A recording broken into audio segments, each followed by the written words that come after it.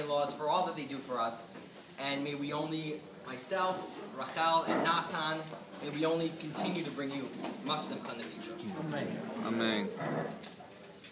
Lastly, I'd like to thank my two partners in bringing Natan here. My wife, Rachel, for her constant love and support. And of course, to HaKadosh Baruch Hu, for all the brachas in my life.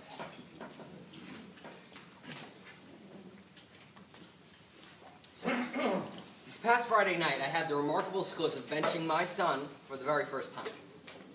And it occurred to me that not only was I continuing this special tradition that has gone back thousands of years, but I was actually reenacting one of the most moving scenes in all of Sefer Bereshis on the very Shabbos that it was read, Parshas Vayechi. Yaakov Avinu, after so many years, is finally reunited with his beloved son Yosef. On his deathbed, he sits up to bench his grandchildren. The pasuk describes in detail exactly what happened. Yosef positions his sons accordingly, with Menashe, the Bechar, on the right, and Ephraim, the younger son, on the left.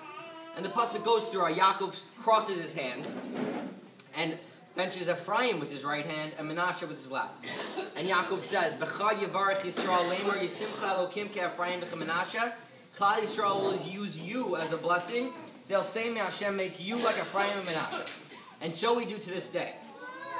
There are two great questions we naturally ask each time we read this episode.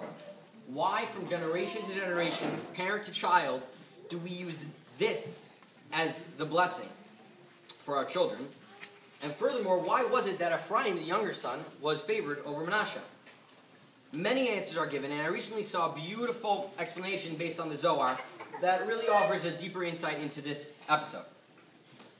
There are many instances throughout Tanakh where we encounter a parent blessing a child. However, this is the only time when we see a grandparent blessing a grandchild. There can often be tension in a parent-child relationship. Some parents worry about their children, and children can often rebel against the parent. But that's not so with a grandparent-grandchild relationship, which is often more tranquil, untroubled, and is really completely loving. And when a grandparent blesses a grandchild, he does so with a full heart, and that's why this blessing by Yaakov of his grandchildren has become the model of blessing across the generations. The Arizal writes that the nature of and behavior of a person can be found through analyzing his or her name. In Parshas Miketz, the pasuk describes Yosef's intentions when he named his children. Yosef named his firstborn Menashe, Ki nashani Elokim es kol amaliva es kol beis avi, because Hashem has made me forget all my trouble and all my father's house. And he named his second son Ephraim, Ki Efrani Elokim be'eretz ani, because Hashem has made me fruitful in the land of my affliction. Yaakov's blessing of Ephraim and Menashe had nothing to do, of Ephraim over Menashe, had nothing to do with their ages and everything to do with their names. When naming the Menashe, Yosef was hoping to forget his past. And when he was naming Ephraim, however, Yosef understood that he was in the land of his affliction, and he wasn't where he belonged. He wasn't with his family. Knowing that these were the first two children of his family to be born into Galus, Yaakov was sending a message to future generations. There'd be a constant conflict between the desire to forget where we come from versus the realization that we're part of a bigger plan, a treasured past and a hopeful future. Ephraim was favored over Menashe because his name sent that message. These answers offer valuable lessons today as we celebrate Natan's Bris. We must realize how important it is to appreciate our unique and special relationships that we have with our grandparents. Furthermore, a person's name is not merely a convenient way to refer to someone. It has the power to determine one's potential and send a message to others. Baruch Hashem, Rachel and I are blessed with having such loving grandparents. Bobby and Zaida Gersner, who are here with us today, Bobby and Zadie Deutsch, and Bobby Lipschitz, all are tremendous parts of our lives. And of course, those that are no longer with us, Saba and Savta Nov, who I did not have the schus to meet, but have heard countless stories of how special they were and how loving they were. And of course, to Babu Gersner, who until 5 weeks ago was the constantly devoted and dedicated matriarch of our family. And lastly, of course, is my Zadie, Reb Natan Lipschitz, for whom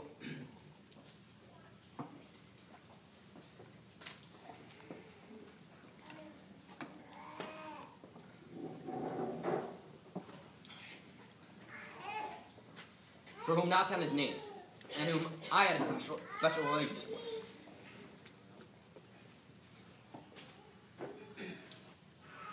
A bracha for my Zaidi was a common occurrence, but it was always a special event.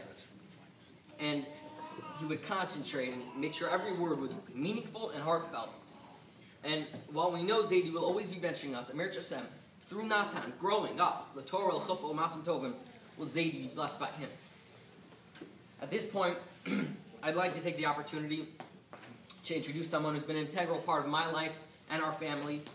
He's someone who spoke by my bar mitzvah, was my Mesader Kedushin, and now at my son's bris, I'd like to ask our Rav, Rabbi Sachs, to offer some different.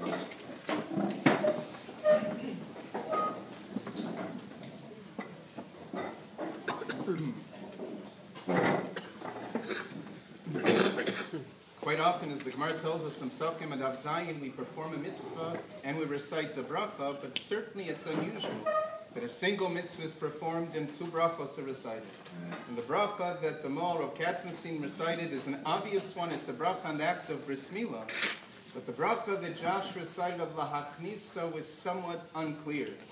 It's so unclear that Tosfos has two different deals when exactly this bracha is recited. Is it recited before the bris, or is it recited immediately after the bris? And apparently there's an obvious indicator, because that very Gemara on Daf Zayin tells us that sometimes we use the term al, and sometimes we use the term lid. When we wash for Netilas Yadayim, we first wash, and then afterwards the bracha is al. And typically when a person is about to perform a mitzvah, the bracha is always lid. And therefore, if the bracha is lehachisa, with the future orientation, that certainly seems to indicate that first go ahead and recite the bracha and then perform the bris. And those who watch very carefully this morning know that we didn't exactly do that. Rabbi Katzenstein recited his bracha, immediately performed the bris, and then Josh recited his bracha. The Rosh points out in between the milah and the priya. But why is it that this bracha is not recited before? A future orientation of lehaknisa, even though the actual milah had already occurred. Many different possible answers, but one is what you find in the Or Zarua, in the view of Tosfos Rabbeinu Peretz, and that is that this bracha of lehaknisa is not really referring to the act of milah itself. The bris of Avram Avinu began with bris milah, but rather, as Rashi writes in Ksuvas, that extended to everything that Avram Avinu did throughout his life. And therefore, when we recite that bracha of lehachnisa, it's not really a reference to bris milah, but rather it acknowledges the commitment, the affirmation of the parents to raise this child in the most comprehensive, the most encompassing bris of Avram Avinu that began with one mitzvah, bris milah, but yet the balance of Taryag mitzvahs is something that awaits. The Sefer HaManhig writes that the bracha of lahachniso is a bracha on the mitzvah of chinuch, the commitment to be able to raise, to rear this child, the Torah, l'chuppah, l'masim tovim. And in order to indicate that that's true, we wait until the bris milah is done, and then we recite the bracha of lehachniso with the future orientation. The Or Zarua quotes the name of his father, and this is also a Tosfos. The Tosfos of Rabbeinu Peretz in Psachim and Av Zayin. It's not so often that Tosfos quotes a gematria, but Tosfos writes that the gematria of bris is 612, because after all, the bris is all of Taryag mitzvos. One mitzvah was performed, the mitzvah of bris milah, but the balance of Taryag mitzvos remains, and therefore you recite the bracha of lahachniso bebrisel shel Avram Avinu with that future orientation in order to indicate that this was a beginning of a krisas bris, but something that endures and something that encompasses all of the Taryag mitzvos. And Baruch Hashem, to be able to welcome such a Rach Hanimo into Knesset Yisrael is that moment of tefillah, a moment of intense hakaras hatov, as Josh mentioned, in order to acknowledge that yes, one mitzvah has been performed with a great sense of emotion and passion, simcha, mesiras nefesh, and Bezras Hashem, that will be the feeling that accompanies this child throughout his life. You know, throughout pregnancy, parents very often grapple with what name they should appropriately give their child. Sometimes it's a parental decision, sometimes grandparents, sometimes the entire mishpacha. The secret is that it really is up to the one who has given the kibbud of the Kriyas Hashem. Parents can try and they can be mishtadel, but push comes to shove. So the name was so fluent in my mouth because I practiced this since Josh called me, and I can assure you this was going to be the name. But Baruch Hashem, that Josh and I were on the same mindset, the same wavelength, because this is something, I don't have to tell you, which for us is one which is a tremendous space, not only individually for the mishpacha, but for our entire kehillah. Rav Lipschitz, when he would come, he would light up the shul. It wasn't such an easy thing to do in our earlier Pesach Knesses, but when he would come, it was something that gave us a sense of the simchas hachayim, the mesiras nefesh, and thick and thin. The life experience that he had was utterly amazing. And to be able to face every walk of life with the Torah's Hashem, and for that to be beficha. For us, he represented a real sense of malchus. I wasn't fully aware until the time of his Levaya about the heritage and the lineage that he came from. And this for us is malchus throughout our heritage. And just as a melech is obligated to write an additional Sefer Torah, and always to carry it with him in every circumstance, in every walk of life, that is something that we always associated with Rav Lipschitz. I have different bechers that I use when I make Kiddush. One was one that Ira had given me at a time that for Daf Yomi we made the Siyum Hashas. Another becher is one that his father, Zechron Levracha, had given to me as well. And for the past year, that Baruch Hashem has been the becher that I've always used for Kiddush itself.